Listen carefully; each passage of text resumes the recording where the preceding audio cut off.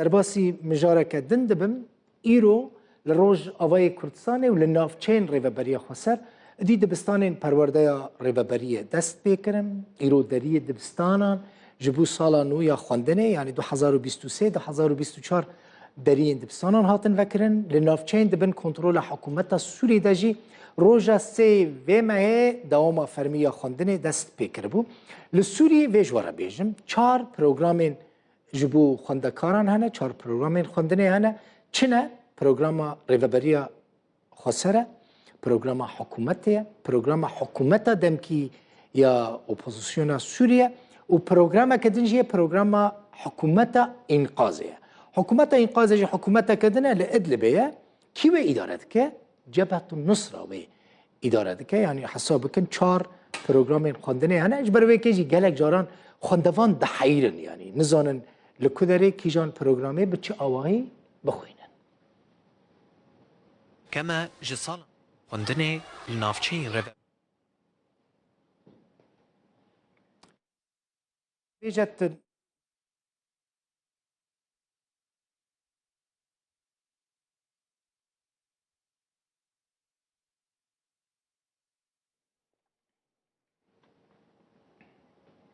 بله ایرو من گفت سالانو یا خواندنه لروج آوای کردستانی و نافچین ریوبری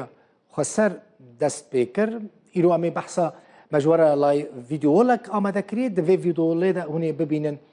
چند خواندوان چند ماموسته لروج آوای کردستانی دخونن یعنی نافچین دبن کنترول ریوبری خسر ده ویدیو له کل ویدیو له بینن زحمت نباش بو کم بزانه بن لکودره چند دبستان یعنی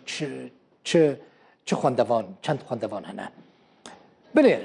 سال 2022 23 24 یا خواندنه لروج آوای کردستان 863,388 خواندکار لدبستانان هنه جسفه یکی یعنی جرفه یکی حتی یا دانزدان یا لروج آوای کردستان جارت بیشن بکالوریا هر وها 43,099 ماموسته لوان دبستان خواندنه یعنی درسان دادن لقامشلو و لحسکه هنک خواندوان پروگرام حکومت سوریه دخوینن هنک خواندوان جی پروگرام ریوبری خسر دخوینن اف خواندکار و ماموسته لچند دبستانان دخوینن یعنی جی ددن خواندن لنافچین ریوبری خسر 4130 دبستان هنه لوان نافچیان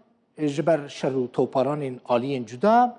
و جبر اردهجا شش شباط ایسال دستو 8 دبستان به تمامی ویران بون هروها دستو 74 دبستان جی هنکی